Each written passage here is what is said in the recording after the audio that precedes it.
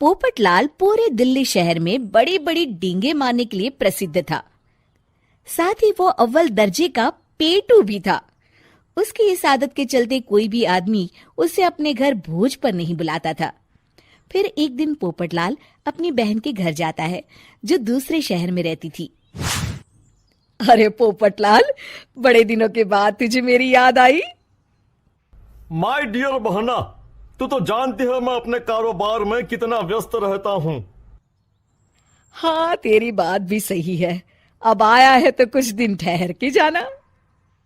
अरे दीदी, ये भी कोई कहने की बात है। श्यामा देवी पोपटलाल को रहने के लिए एक कमरा दे देती है।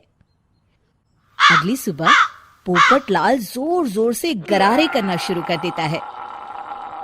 नकुल की पत्नी नींद से जाग जाती है और घबराकर अपने पति नकुल को जगाती है। अरे उठिए, लगता है हमारे घर में कोई जानवर घुस आया है। कैसी अजीब अजीब आवाजें निकाल रहा है, मुझे तो बड़ा डर लग रहा है। अरे कोई जानवर नहीं है भाग्यवान, पोपटलाल मामा जी हैं, अपना गला साफ कर रहे हैं। इतनी सुबह सुबह? अभी तो सिर्फ 4 बजे हैं। मामा जी इसी तरह से जल्दी उठ जाते हैं। अच्छा, ठीक है। नकुल की पत्नी जैसे ही सोने लगती है और जल्दी नाश्ता भी करते हैं। क्या मतलब? मुझे अभी उठ के उनके लिए चाय नाश्ता बनाना पड़ेगा? हाँ।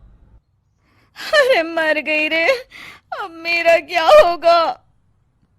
फिर थोड़ी देर के बाद नकुल की पत्नी मामा जी के लिए चाय नाश्ता बनाने में जुट जाती है। अरे भाई वाह, बड़ी अच्छी खुशबू आ रही है। बहू, जो भी बना रही हो फटाफट ले आओ, जोरों की भूख लगी है। हाँ मामा जी, अभी लाती हूँ। देखते ही देखते पोपटलाल सारा नाश्ता चट कर जाता है। बहू, कल से पराठे में देसी घी ज्यादा डालना, आज कुछ मजा नहीं आया। हे भगवान, इसका नाम तो पेटू लाल होना चाहिए था। पूरे 10 लोगों का नाश्ता अकेले हजम करने के बाद भी इन्हें मजा नहीं आया।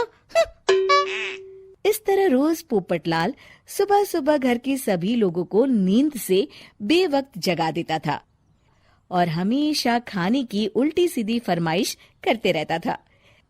देखते ही देखते गुप्ता परिवार की दिनचर्या अस्त व्यस्त हो जाती है। अरे भाई, खाने का असली मजा तो इस घर में है। अरे माँ, ये पोपटलाल मामा यहाँ और कितने दिन रुकेंगे? ये अकेले इतना खाना खा जाते हैं कि आज राशन वाला मुझसे पूछ रहा था कि अरे भाई, क्या आप लोगों ने घर में हाथी पाल लिया है?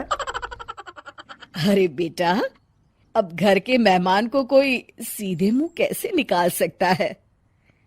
माँ जी, अब बर्दाश्त की इंतहा हो गई है। मैं अकेले इतना काम नहीं कर सकती। आखिर मैं भी इंसान हूँ। मैं कल ही अपने मायके चली जाऊंगी। अरे भाग्यवान, हम सबको मुसीबत में अकेला छोड़कर तुम कहाँ जा रही हो? जरा सब्र करो, मैं कुछ सोचता हूँ। अगले दिन एक डॉक्टर साहब उस घर में आते हैं। अरे नकुल बेटा, ये डॉक्टर यहाँ क्यों आया है?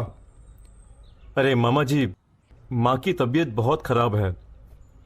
तबीयत तो खराब होगी ही, तुम लोग उल्टा सीधा खाना जो खाते रहते हो। देखो नकुल, मैं तुम्हारा फैमिली डॉक्टर हूं, इसलिए आज से मैं जो कहूंगा तुम सबको वही खाना रोज खाना पड़ेगा। आजकल कितनी बीमारियां फैल रही हैं, पता भी है तुम्हें? आज से तुम सब सिर्फ सलाद और करेले का जूस पियोगे, समझे? डॉक्टर अंकल, आप ठीक कहते हैं। पोपटलाल घबरा के, अरे क्या खाक ठीक है भांजे? ये डॉक्टर सीधे सीधे हमें घास फूस खाने के लिए कह रहा है। अरे मैं कहता हूँ भगा इस डॉक्टर के बच्चे को यहाँ से। अरे मामा जी, डॉक्टर साहब ठीक ही तो कह रहे हैं।